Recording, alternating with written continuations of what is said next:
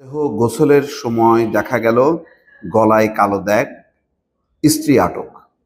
বুঝতে পারছেন যে যখন নাকি মরদেহকে গোসল করা হচ্ছে তখন দেখা যাচ্ছে তার গলায় কালো দাগ, তারপর স্ত্রীকে আটক করা হয়। দর্শক, এই ঘটনাটি ঘটেছে সৌদি প্রবাসী ইসমাইল হোসেন, যার বয়স 34, তাকে ঘিরে। এমনিতেই আমাদের প্রবাসীরা কিন্তু নিরাপদ না। প্রবাসে যারা কাজ করে খুব ঝুঁকিপূর্ণ অনেক কাজ করে। দেশে ফেরার পর তার পরিবার পরিজন থেকে শুরু করে একেবারে পাড়া প্রতিবেশী, আত্মীয় স্বজন, কারো কাছে কিন্তু সে ঠিক সেই কমফোর্ট জোনে থাকতে পারেন না, বা তাকে যে তাদের একটা অংশ সেটা মনে করে না, বরং বিদেশে থাকে এইরকম একটা দৃষ্টিতে তাকে দেখা হয়। ফলে তার কাছ থেকে টাকা হাতানো, তার সম্পত্তি দখল করা, এই কাজগুলো তো হয়ই। যে নিজের স্ত্রী, সেও কিন্তু অবিশ্বস্ত হয়ে যায়। দীর্ঘদিন গ্যাপের কারণে তারা নানাভাবে অন্য পুরুষের প্রতি আসক্ত হয়ে যায়, বা অন্য চক্রের মধ্যে তারা জড়িত হয়ে যায়। এবং দেখা যায় স্বামী যখন আসে তখন একটা বিপর্যয় হয়, বিচ্ছেদ হয়, তারপরে মনোমালিন্য হয়, মারামারি কাটাকাটি হয়। এরকম কিন্তু ঘটনা প্রতিনিয়তই কিন্তু গণমাধ্যমে আসছে। তো তেমনই একটি ঘটনার শিকার হয়েছে নোয়াখালী প্রবাসী ইসমাইল হোসেন। এখানে বলা হচ্ছে যে আগের রাতে মারা যান সৌদি প্রবাসী মোহাম্মদ ইসমাইল হোসেন। পরদিন দাফনের আগে মরদেহের গোসলের সময় দেখা গেল গলায় কালো দাগ। বিষয়টি পরিবারের লোকজন জানার পর খবর দেন থানায়। পরে পুলিশ এসে লাশ উদ্ধার করে থানায় নিয়ে যায়। একই সঙ্গে আটক করা হয় নিহত ইসমাইলের স্ত্রী লিমা আক্তারকেও, যার বয়স 21। সোমবার নোয়াখালীর বেগমগঞ্জ উপজেলার মীর সোয়ারিশপুর ইউনিয়নের 7 নম্বর ওয়ার্ডের সিদ্দিক চৌকিদারের বাড়িতে এই ঘটনা ঘটে।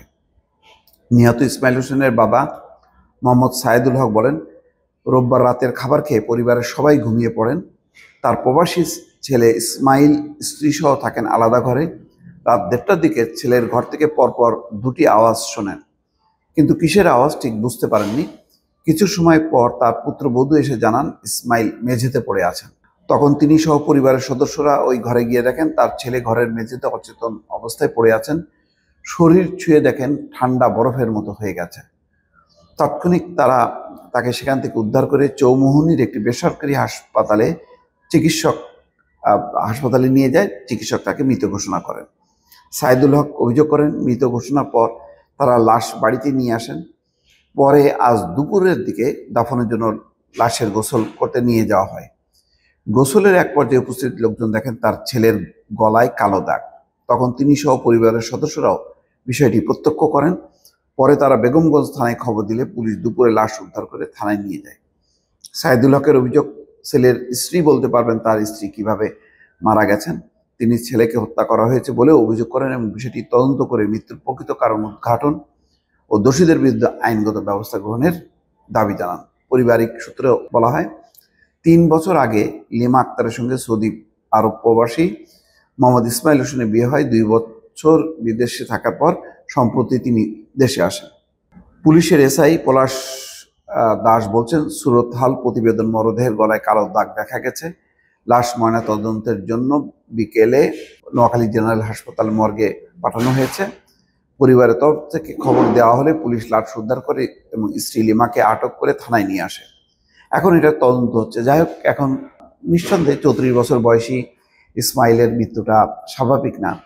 কি কারণে মৃত্যু হয়েছে সেটা তদন্ত করলে বের হবে। কিন্তু এইসব ঘটনা প্রমাণ করে যারা প্রবাসীরা বিদেশে থাকেন, কষ্ট করে দেশে টাকা পাঠান নিজের পরিবারের সুখ সমৃদ্ধির জন্য, নিজের ভালো থাকার জন্য, কিন্তু শেষ পর্যন্ত নানা রকম দুর্ঘটনার শিকার হয়। এই ঘটনাটা তার একটি প্রমাণ। দর্শক, ভালো থাকবেন। আল্লাহ হাফেজ।